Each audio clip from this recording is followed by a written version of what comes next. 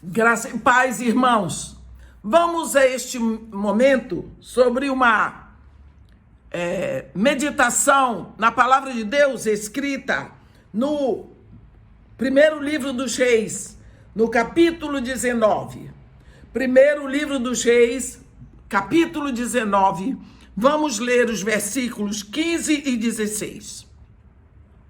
Onde está escrito assim: Disse-lhe o Senhor: vai, volta ao teu caminho para o deserto de Damasco, e em chegando lá, unge a Hazael, rei sobre a Síria.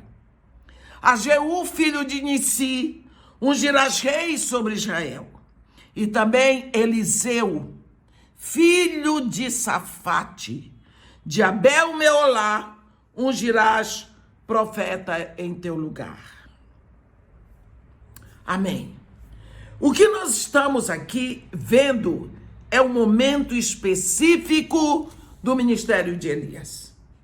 Esse homem, Elias, esse profeta, representante do espírito da profecia no Antigo Testamento, um homem simples. Ninguém sabe o nome do pai, nem da mãe, nem da história. A genealogia dele não existe. Só se sabe que ele era de Tesbe. Ele surge no capítulo 17, 1 de Reis, no momento horrível da história de Israel, uma decadência espiritual fora do comum, porque o rei de Israel, Acabe, fez um casamento político com a filha do rei do Tiro. E essa princesa, Jezabel, ela casou com Acabe. E ela veio para Israel com um sonho: acabar com o culto ao Deus verdadeiro, ao Deus de Israel, e implantar o culto a Baal. E quando ela chega lá, ela não mediu esforços como o mal.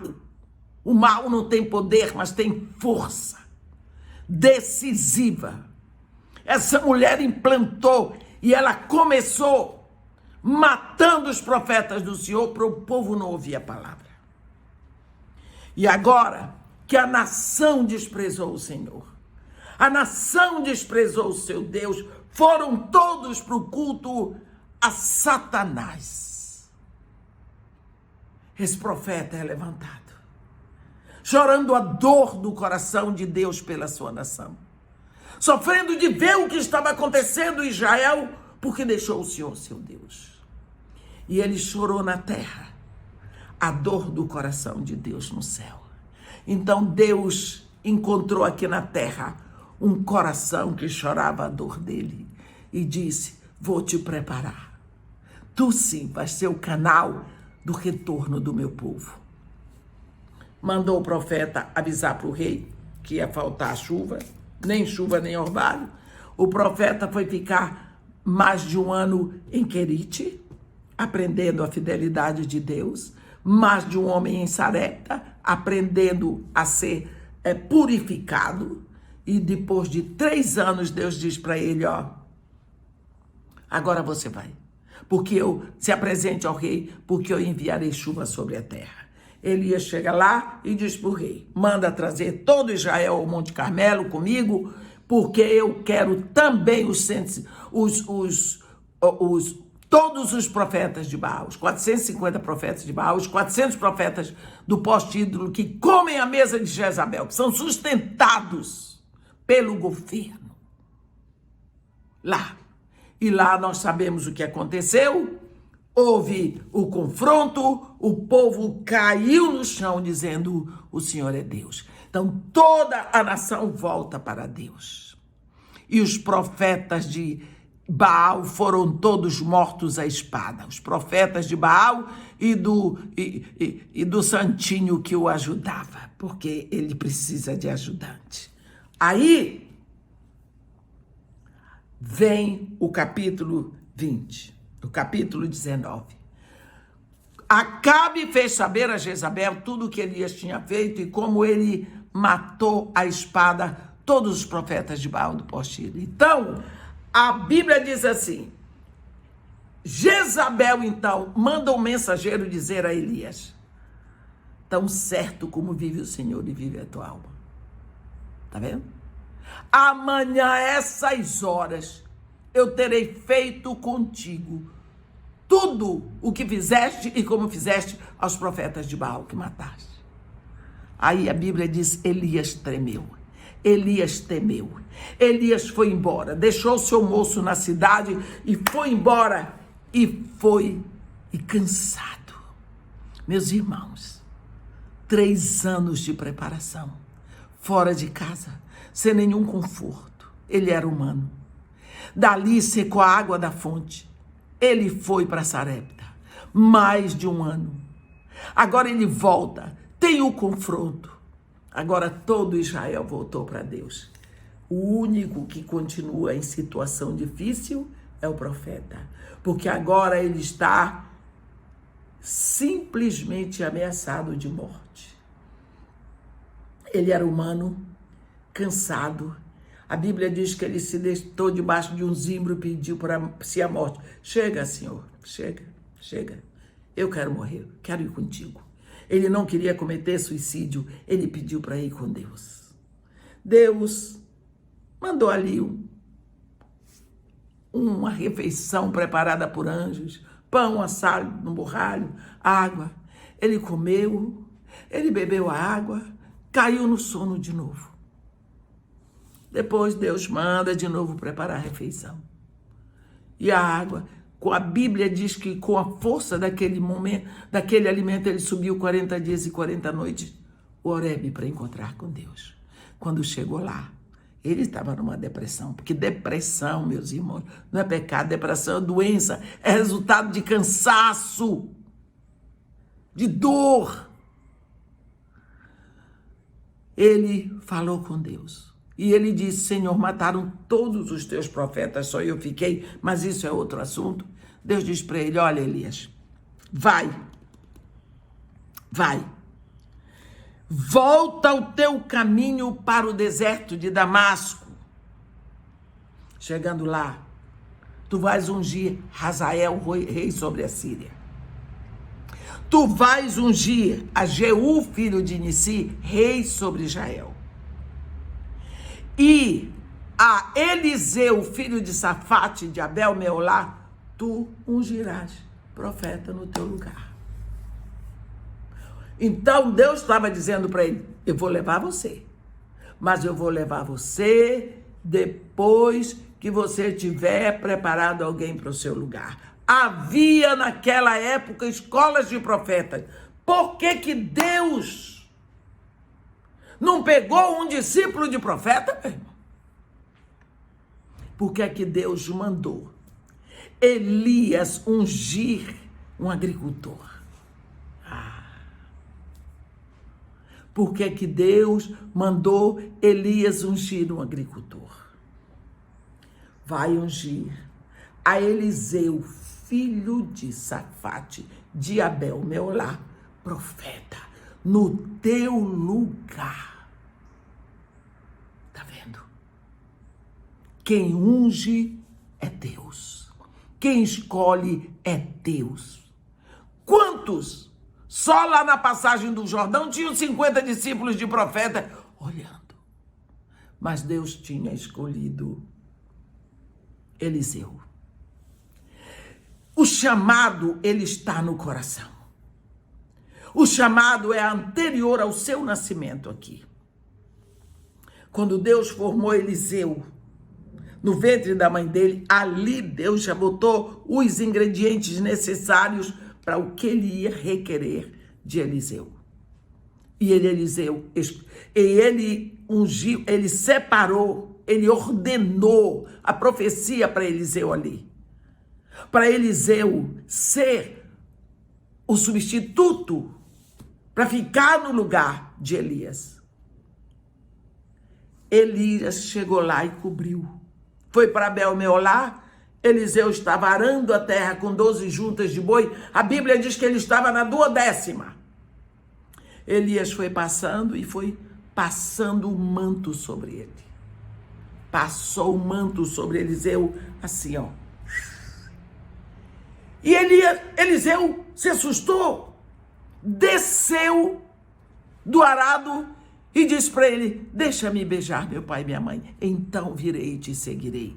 E Elias disse: vai, mas volta, porque tu já sabes o que eu fiz contigo. Ele foi, ele pegou os bois dele, as 12 juntas, são 24 bois.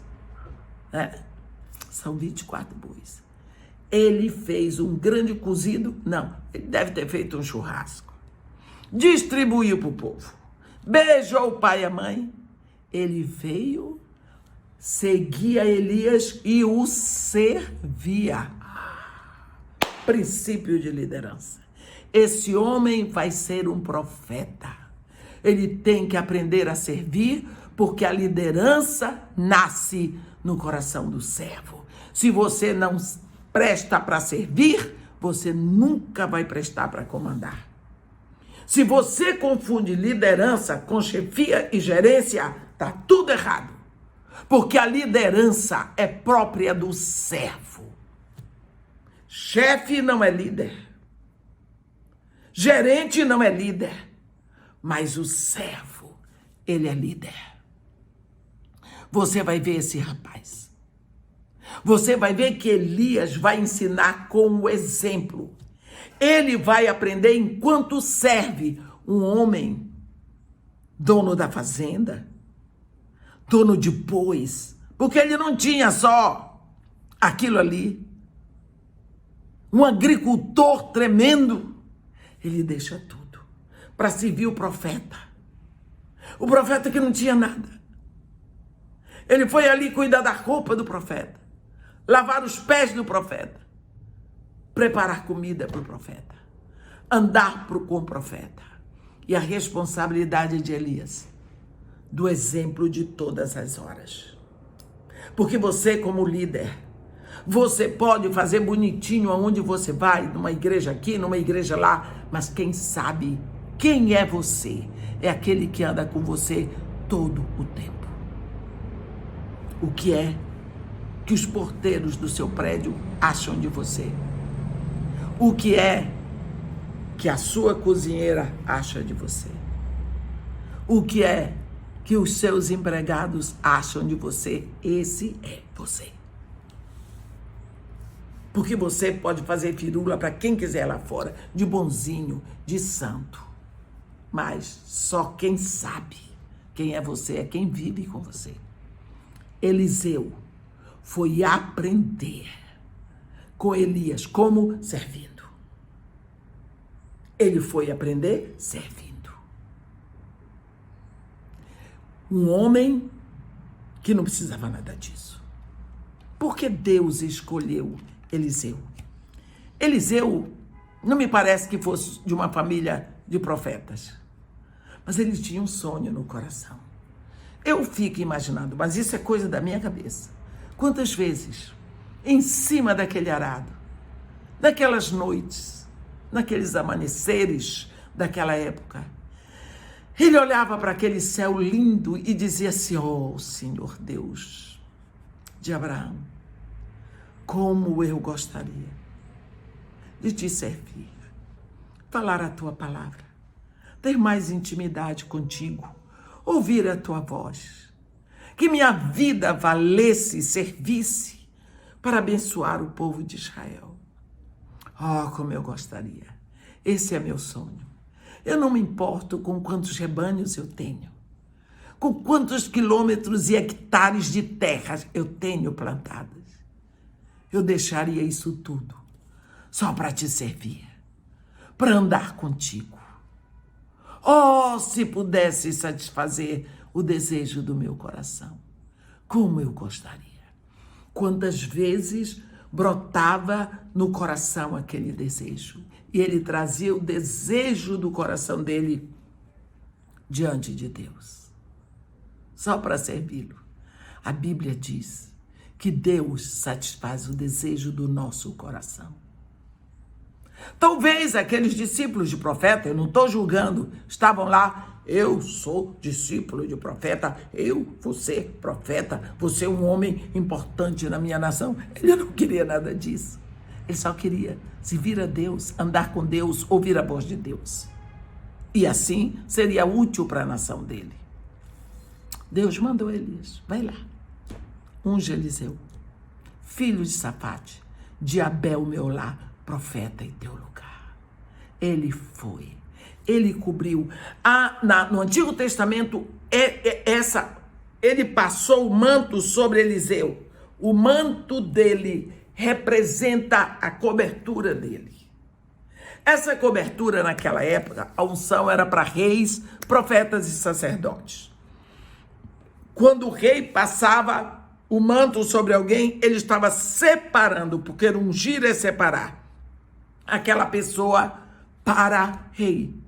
Quando o sacerdote passava o manto sobre alguém, estava separando para ser sacerdote. Eu te cubro com a minha unção. Eu te separo com a minha separação. O manto significava a cobertura. Então, isso evoluiu para derramar o óleo. Porque quando você derrama o óleo, você cobre a pessoa. E no Novo Testamento veio a cobertura. Eu te cubro com a minha mão. Você imporá a mão sobre alguém. Eu estou te cobrindo com a minha mão. Eu estou te ungindo com a minha unção. Por isso que nós precisamos prestar atenção. A Bíblia diz, imporás as mãos sobre os enfermos e eles serão curados. Expulsai demônios. Cuidado. Se você vai expulsar demônios, você não impõe a mão sobre o demoniado. Não. Você expulsa.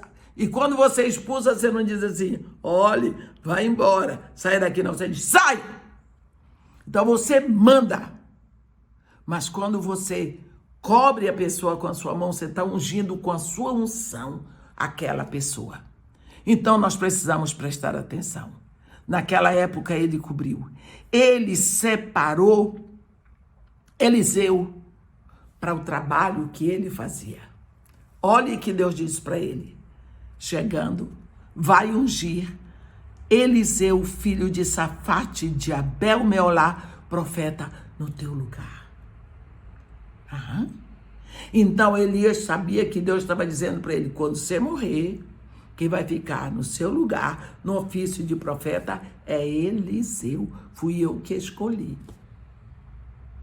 Tá vendo? Então nós precisamos saber, primeira coisa, que pelo fato de Elias ter se sentido numa depressão tão grande, e ele quis parar o ministério, ele disse, Deus, basta, me leva, porque eu não quero mais viver. Eu tenho sido em extremo zeloso pelo Senhor, Deus dos exércitos, porque os filhos de Israel deixaram tua aliança, derribaram os teus altares e mataram os teus profetas à espada, e eu fiquei só e procuro tirar minha vida. Basta, eu quero morrer. Isso é específico da depressão. No final da depressão, a pessoa só deseja a morte. Deus desprezou Elias? Não. Deu para ele um alimento preparado por anjos. Ele descansou. Deus deu outro alimento preparado por os anjos. Deus fez com que ele chegasse lá no Horebe. E Deus falou com ele. E no final Deus disse para ele, olha Elias, você me disse que mataram todos os meus profetas e você ficou sozinho?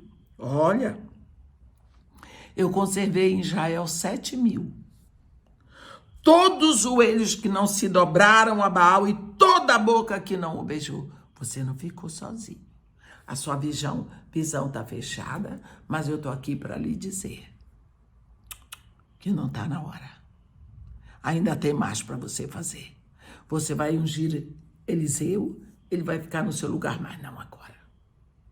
E nós vamos ver na próxima pregação como Elias vai preparar esse profeta. É como nós devemos ser preparados hoje. E preparar a igreja seguindo aqueles passos que Elias preparou com Eliseu. Porque ele seguiu passos definidos. Gilgal, Betel, Jericó, Jordão. Amém?